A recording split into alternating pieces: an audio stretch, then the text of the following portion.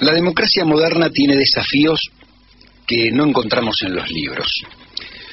Desde hace 30 años doy clases de Derecho Constitucional o de Derecho Público en la Universidad de Buenos Aires, y las cosas que suceden hoy no tienen respuesta en las normas, básicamente en la Constitución que tiene la Argentina.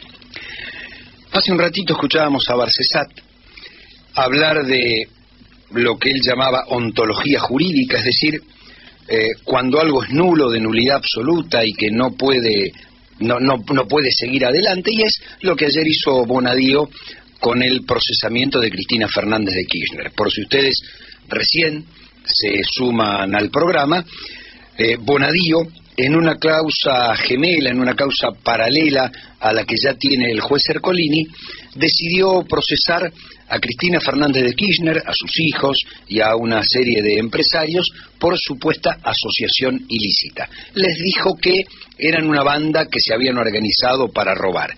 Y después que dijo todo esto, sin ninguna prueba, porque no tiene ningún elemento para demostrarlo, sino con su hipótesis, después de todo esto dijo: y yo no soy el juez competente, así que se lo paso al de al lado. Claro, Barcesat nos decía: esto es una animalada, esto es una burrada, pero esto es la tapa del diario de hoy, de Clarín, de La Nación, de Infobae y de todos los diarios de la Argentina y de buena parte de los diarios del mundo, que hacen aparecer a la expresidenta de la Nación como una ladrona. Obviamente, en el juego institucional esto significa perjudicarla, pero en el juego institucional también significa perseguirla. ¿Qué pasó con Dilma Rousseff el año pasado en Brasil, o este año en Brasil? Cuando yo le pregunto a mis alumnos ¿por qué fue destituida Dilma?, me dicen: por corrupción.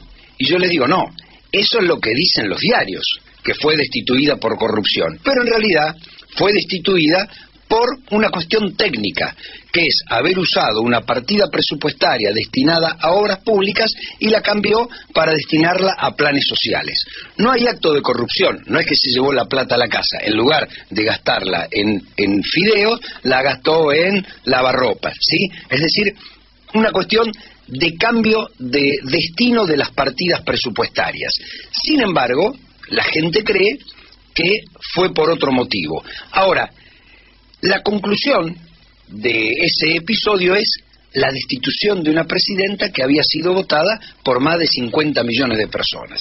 En el caso de Cristina Fernández de Kirchner es la persecución política para impedir que se pueda presentar a elecciones el año que viene o este año o en el 2019, a través también de la persecución política judicial. Entonces uno dice, tenemos un sistema en donde los poderosos controlan los resortes de la economía, te hacen corridas bancarias, te hacen corridas cambiarias, te tiran el dólar para arriba, te tiran el dólar para abajo. ¿Querés destituir a Maduro? ¿Cuánto estaba el precio del barril de petróleo? $100. Mira, lo vamos a poner a 40. Lo ponemos a 40 y el tipo no va a tener ni para que la gente compre fideos, y no vamos a tener para comprar los sacos de trigo para hacer la harina. Entonces uno dice, ¿cómo me defiendo a partir de esto?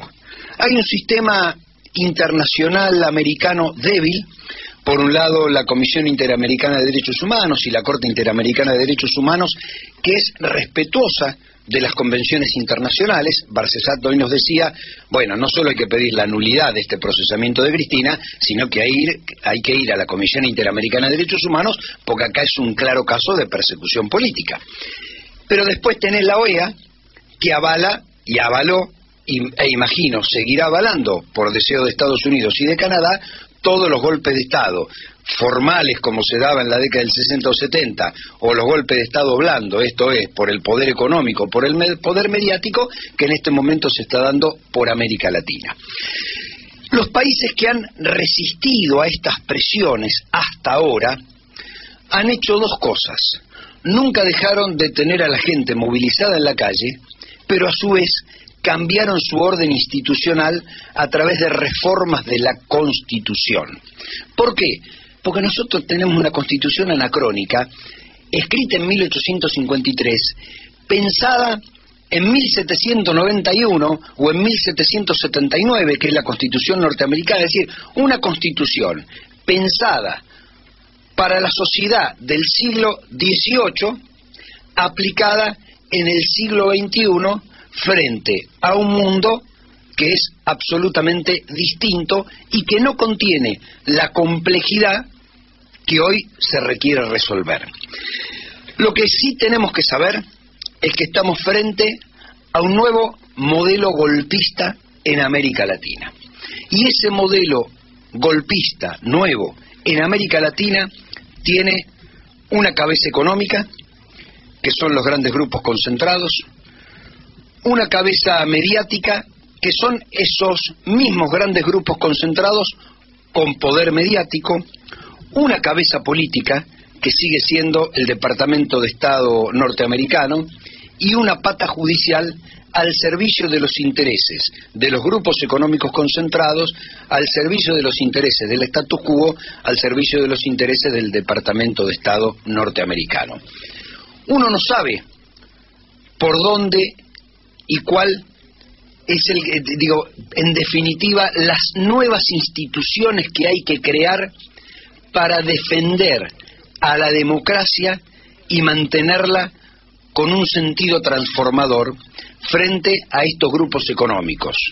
En todo caso será materia de discusión por parte del pueblo, de sus representantes, en la creación de esos instrumentos que nos permitan seguir teniendo democracia en el sentido de los derechos individuales, pero seguir teniendo democracia en el sentido de la discusión de la renta y de la redistribución de la riqueza.